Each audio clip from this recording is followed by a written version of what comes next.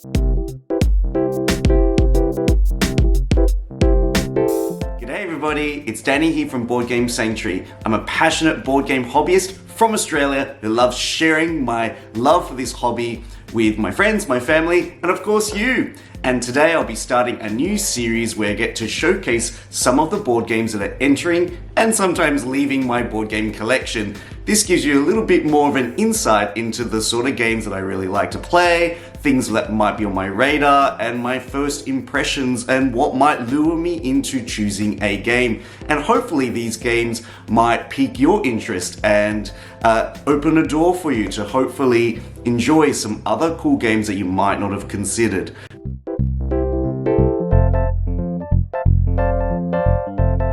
To share is a game that was actually purchased by a friend who went over to the United States, and whilst he was shopping at a board game store, he saw a game that stood out, and he knew that I was a fan of Herbaceous and Floriferous, and when he saw this game he's like, I gotta get that for Danny. And it kind of warms me that, my friend knows my taste in board games and is willing to ship this game all the way back to Australia for me. And so I was very humbled by this lovely gift that my friend gave to me. And the game is delicious. And it's a game where you're going to be flipping vegetable cards over, drawing fruit tokens from a bag, and trying to fill up your garden. And here you're trying to put vegetables in different pots and fruit plants in this little planter box section on the side. What you'll notice about this game is different pots will have different requirements. So for example, this little section here requires vegetables of different types. This one requires vegetables of the same type. There's a top section and a bottom section, and the puzzle all comes down to how you flip the cards. Each round, there'll be 2 piles of vegetable cards, and you'll be flipping them over, revealing one that is matched with the top part of your garden and one that's matched with the bottom part of your garden. Each card also comes with like a little symbol here which indicates whether you'll be flipping a fruit token or using a tool token. Once you know those vegetables, you'll be choosing your actions from this little sheet here. You can either use one of the vegetable cards in its corresponding spot, either top or bottom of the garden. You could use both cards using their corresponding matching positions, or you might use one of the vegetable cards but use it in its opposite position, or use both cards and put them in any position. Planting these vegetables from the bottom up. So the bottom rows are going to be worth less points than the top rows. So if you can kind of fit all your vegetables in, you're probably going to score more points by the end of the game. At the same time, you're also trying to fit your fruits into this little section here. So there's a cascading effect of actions and effects and layers to this game that makes it really intriguing. The next game is by one of my favorite Australian board game designers, Phil Walker Harding. Now this game comes on the back of another game that I probably found to be a little bit lukewarm. Whilst it kind of ranks highly on other people's board game lists, it didn't quite really work for me, and it's also by Phil Walker Harding. And the game I'm talking about is Barren Park. It's a game where you're kind of using polyomino tiles, you're building a bear park and trying to score points by satisfying all these different objectives. That game to me didn't gel with me, mainly because it was actually quite a fiddly game to set up. The amount of time invested in putting everything together and then playing the game and then packing it up just was too much of a chore for me. Whilst I did like some of the nuanced gameplay decisions in Barren Park, I ultimately did trade the game away, and I kind of distanced myself from polyomino games for a while because I think there was a huge resurgence of polyomino games during the time. Later on, I discovered another game by Phil Walker Harding that did use polyomino tiles, pentomino tiles in fact, and I thought, do I really want to go down this rabbit hole again? And I thought, I love the theme of the game, and I decided to delve into it once again. The game is called Llama Land, and I just could not turn myself away from the theme, the look of the game, the bright colors. The more I thought about it, I thought, you know what, this game is actually quite different from Barren Park. I've actually played Llama Land once already with a group of 4, and I actually was really surprised by the experience. I was expecting it to be similar to Barren Park, but actually it's quite different. In fact, I think Llama Land is 10 times better than Barren Park. Throughout the game, you're going to be either deciding to extend your landscape board, or you're going to be building on top of it using these pentomino shaped tiles. Each pentomino has different resources depicted on it, and whenever you cover up a resource icon, you get to gain that resource from the supply. You can also gain coins, which are like wild resources, or you can even gain the abilities of different villages, which kind of break the game a little bit for you and help you to build an engine. What I love about Llama Land is that every single person's Llama Land is going to look different. The puzzly nature of trying to fit all the pieces around and trying to maximize the coverage of your board is interesting and different. Whereas in Barren Park, you kind of were restricted to the little square-shaped park boards, which I didn't actually really like. You can kind of build up vertically as well. You can build higher and higher up. And you know, if there's a piece that you want to place on a level 3 and you can't quite fit it, you've got these 3 little foundation tiles that you can kind of stack up and use it to support your pieces. It also introduces this cool racing element in the game. You've got these 4 different types of llama they're kind of like llama contracts that match up with the 3 different resources, and you're kind of racing to grab these llamas. And as you race to grab these llamas by converting your resources, the llamas are being placed on your Llama Land, which actually blocks potentially future places where you could place these pentomino tiles. And that creates a cool, interesting cascade effect where you're placing these tiles, you're trying to maximize the resources you're getting, but as you get these llamas, the llama's actually blocking all the other potentially future places that you can place these tiles. You can start to see where I'm going with this. The next new game that I've added to my collection is one that is extremely cozy. It's the 3rd game in the Kamushi game saga series. In fact, the previous game in this series was probably one of my favorite games of all times. A game called Batoku, where you're collecting yokai cards and dabbling in the world of Japanese spirits. This game was inspired by the Studio Ghibli movies, as well as, I think, Spirited Away and Princess Mononoke. I love Batoku, so when I heard about this game, I definitely had to add it to my collection, and it is a game called Bamboo. It's all about decorating your house, striking a balance, and managing a puzzle of different interactions. You're going to be collecting these objective tiles, which specifies different requirements that they want in your home. You'll then be getting home tiles, which are kind of like little different items that you can place in your house, and those home tiles need to satisfy the position requirements that these objective tiles outline. You'll also be drafting bamboo sticks from this little trap. You'll be pushing bamboo sticks out, placing them on your board. You'll also be using incense sticks to be placed as offerings at the 4 different temples, which determines which color bamboo you can use.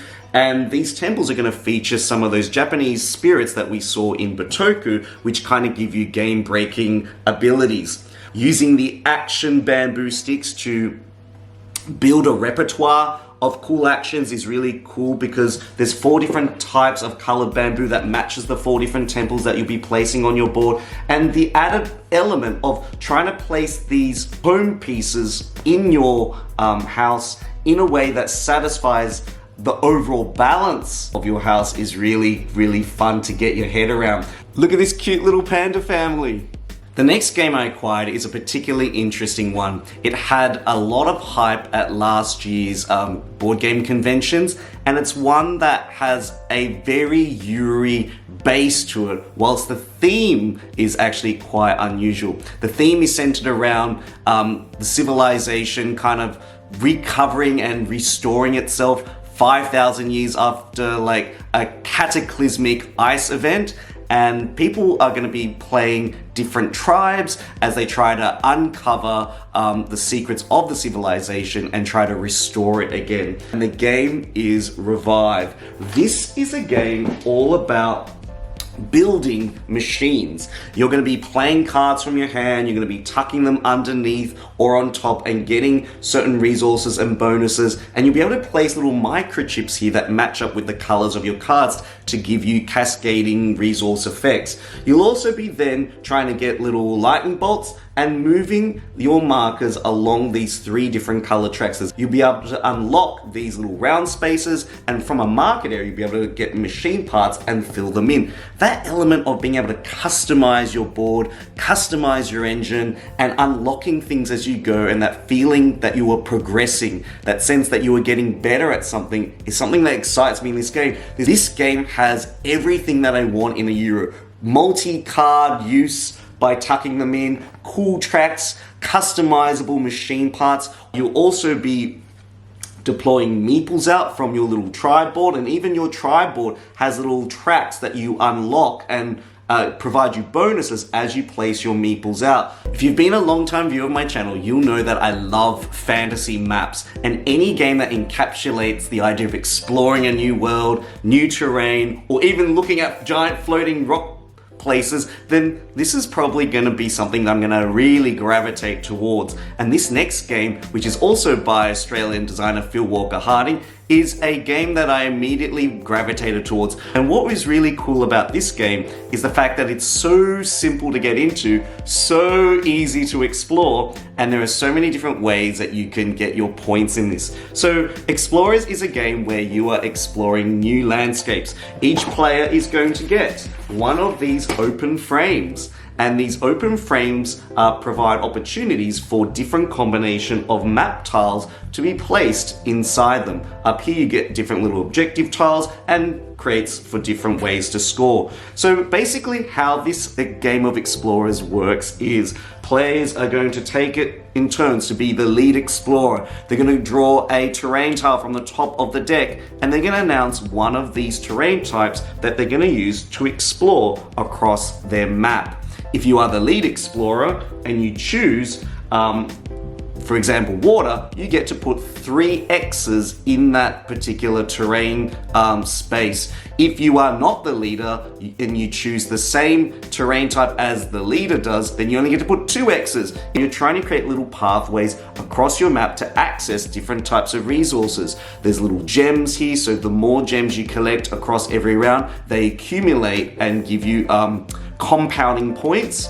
There's also keys. By collecting keys, which help you to unlock temples that feature on different tiles, which give you different level of points, which is kind of like a little racing element to the game. You've also got 3 different types of food resources, and the food resources can be used to score based on the different combinations that you have. And the backs of these map tiles also provide different global objectives that can be mixed and matched to create different game experiences. It is a very simple flip and write game, which I love the use of whiteboard markers because it means that you don't have to waste sheets and sheets of paper, but you get this sense that you are exploring a new world. You are getting the reward of getting the points. You're getting the reward of discovering new things and finding ways to score whilst still having that tense racing element embedded within the game. The final game that I want to share with you that's new to my collection is a game by 2 designers that I absolutely admire very much. In fact, they've designed a lot of the Exit board game series, as well as one of my favorite dice Euros, Rajas of the Ganges. Inca and Marcus Brand are the designers of a game that I've wanted to get for ages. In fact, I've tried to track down the original version of this game, but haven't had quite much luck. But when they announced a big box version of the game, I definitely wanted to dive deep into it because it contained all the expansions, whilst it does include some very interesting new aesthetics and art to the game that I know some people really either like or don't like, but it is a little bit minimalist in style. And if you play games like Coimbra, it kind of reminds you of the art style in that, and it is Village Big Box. Village is a game where you're going to be building a family and ensuring that their reputation and legacy throughout the game remains in the history books forever. This is a game where you'll be traversing their entire life. You'll be building a cool little farm and as things happen throughout the game, you'll be moving along the time tracks, and as time passes by, different family members are going to be passed away, and their legacy is going to be remembered inside this beautiful book, where at the end of the game, you have a certain number of members in this book in certain regions. You probably get a certain number of victory points. The game is mainly played on this big game map, which there are two different sides for different modes and different expansions that come in the game. I love this kind of harbor island side, actually. And basically what's going to happen is there are going to be some influence cubes that are going to be placed in a bag, and the influence cubes are going to be distributed to different regions of this board. And then players are going to take it in turns to pick influence cubes off. If it's a colored influence cube, you get to store it on your farm. If it's a plague or black influence cube, you're going to be moving your time marker around, which is going to lead to one of your family members, unfortunately, passing away a lot sooner than desired. When it comes time to using your colored influence cubes, you can use it to train your people, so you can be placing your family members in different spots around the board. One of the big things that's intrigued me about this game is the use of the influence cube mechanism, which I haven't really seen in a lot of other games, where the influence cubes you decide to take are going to be your resources that you're going to use to spend. Now, whichever location you decide to take your influence cubes from, you'll be able to activate that particular region of the game board. And so there's a weighted decision in deciding which influence cube you're going to get, what resources you need, and then which particular sections of the game area you actually want to activate to advance your strategy and progress the livelihood of the people in your family. So what did you think of those board games that I've added to my collection? Are any of those games that you've played before? Have they hit your radar, or are they games that might have piqued your interest into something that you might not have considered before? Now, if you'd like to see more videos like this, please consider liking and subscribing to my channel. I can't wait to share my next board games, either entering my collection and leaving my collection for that matter, because I love sharing my love for this hobby with you.